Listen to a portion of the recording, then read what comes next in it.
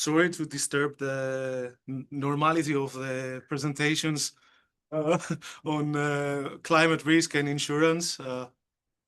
Maybe my presentation is more like a... to have more insights about other stuff, also other things. Exactly. I'm learning, but I'm thinking of my presentation as a natural extreme disaster event.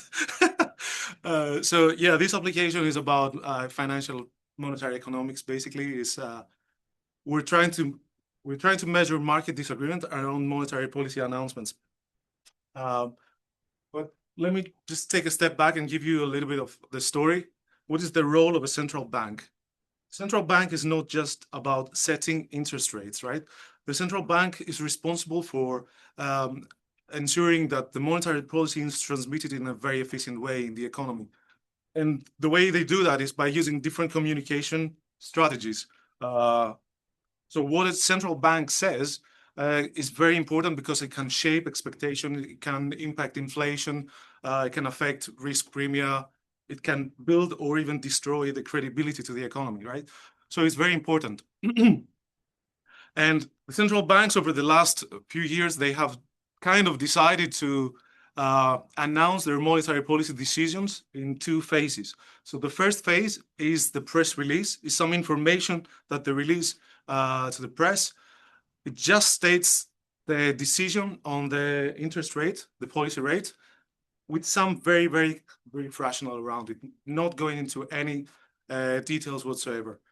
Then they wait for 30 minutes, and then there's the so-called press conference where the governor comes out, does the introductory statement, says all the details about their decision, and gives all the rationale about the economic outlook and the macroeconomic uncertainty, and this is followed by a Q&A session. So all of the very early papers that would only have daily data available, right? Over the years, for the last 2-3 decades, we had availability of high-frequency data. So this allowed us to study the market reaction around the monetary policy windows before and after using high-frequency data. That was very nice.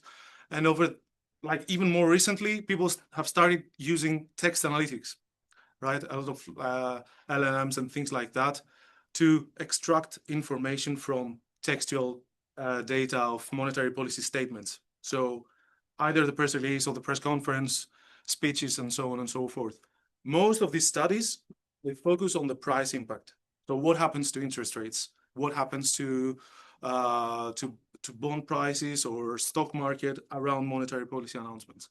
But there is also an ongoing literature that studies shows a contemporaneous relationship between traded volume and volatility in the market. And this is what we're trying to focus on today. So let's have a look at what happens. So for this plot, I'm showing the volume of traded contracts and the absolute return, which is kind of, think of it as a metric of volatility, around the press release and the press conference. So for this, to plot this, I'm using FX futures data in high frequency. I think this is minute data. So as you can see, there is a jump, there's a spike in the traded volume around the press release, which kind of dies out very quickly. And there is another jump around the press conference when the press conference starts, basically here, and it's kind of more persistent. We see the same pattern for the volatility. So the solid blue line for the volume and the solid red line is basically the median, and the shaded areas are the interquartile ranges. The medians of what happens on a monetary policy announcement day. So we take all the monetary policy announcement days and we kind of average across those dates. And the solid black line and the corresponding shaded area is what happens on the non-announcement dates. So as you can see, there is a massive difference of what happens on an announcement day to the markets with respect to any other regular day. So as you can see, volume and volatility seems to move in tandem. They move together, right? So big jumps in volatility come with big jumps in volume, but these two things, they don't always move proportionately. So these are all empirical observations. A few theoretical models have been developed in order to trying to rationalize this behavior, trying to rationalize what happens between changes in price and changes in volume. We're all familiar with this big class of rational expectations models. So the first class of models were based on rational expectation, where all agents would have the same information, publicly available information, and they would agree on how they interpret this information. So they would share identical expectations on what will happen to the market. But these models have failed to explain sometimes these pronounced jumps in the traded volume around the monetary policy announcement dates. So they would kind of underestimate the traded volume with respect to the volatility in the market. And that's why this second class of theoretical models has been developed, the difference of opinion models, where investors kind of agree to disagree on how they interpret publicly available information. So these models allow for some degree of heterogeneity between different agents, which is basically adds flexibility to how we can capture these co-movements between prices and volumes.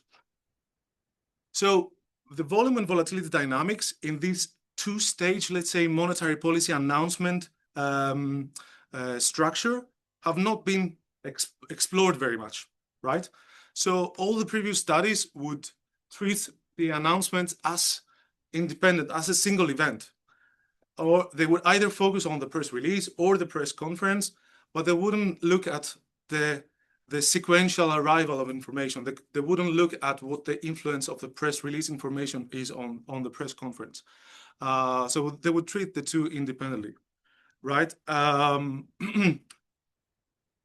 So now today we're trying to shift our attention a little bit more on the press release. Maybe it was a reason. There was a reason why people were only focusing on the press conference, because the government would spend like 30 minutes talking, and there was another 1 hour of Q&A session. So people would have a lot of information to extract from that. So that's why. So, but this is what happened over the years, right? So here I'm plotting the number of words for the press release on the left, and the number of words of the introductory statement on the right with the gray line, and the Q&A session is the blue line. So over the years, this is for the ECB, by the way, it's not Bank of England data. So you can see that up to 2016, all the press releases were very, very short. It was like a tiny paragraph or like 60, 70 words, only announcing the policy rate and some very brief rationale. But after 2016, these it has started to expand massively, like we almost touched 1,000 words at some point. So there must be more information there, right? We should not ignore that information. So what we're doing in this paper is basically we're trying to understand this sequential arrival of information and how this influences market disagreement. We want to use high-frequency data to study this volume volatility relationship around these two stages. We will use a heterogeneous belief framework from Candle and Pearson, and we will use also a jump regression framework by Boleslav to study how these different text features or other economic variables can affect the market disagreement. So effectively, we're trying to bridge a little bit the gap of monetary policy transmission, high-frequency data, and text analytics.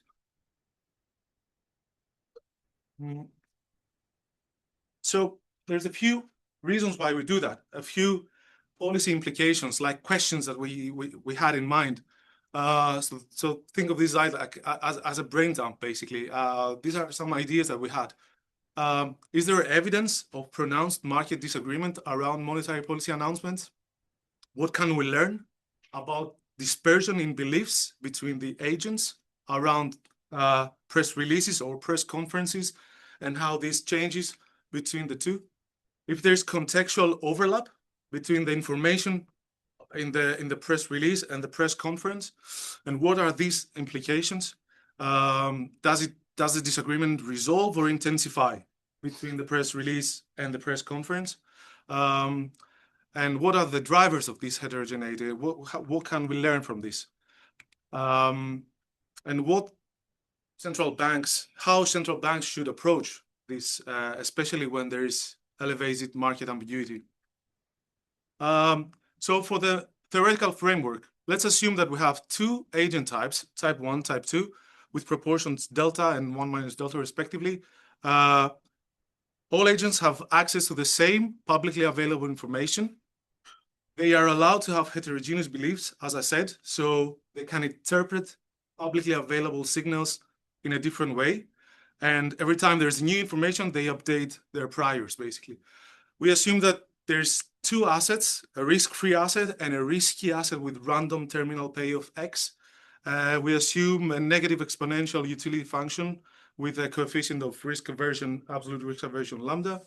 And so basically all agents trade competitively, there's market clearing, and there's zero net supply for the risky asset, right? So what happens before information arrives in the market? So as I said, the two agents have different priors with mean X and level precision Z, right? And we allow agents of type 1 to be a bit more optimistic on how they interpret, on what they expect the random payoff to be. So they trade and they find there is an equilibrium price in the market. But when there is a public signal, all the agents observe this signal, but as I said, they are allowed to interpret this signal in a different way. So their posterior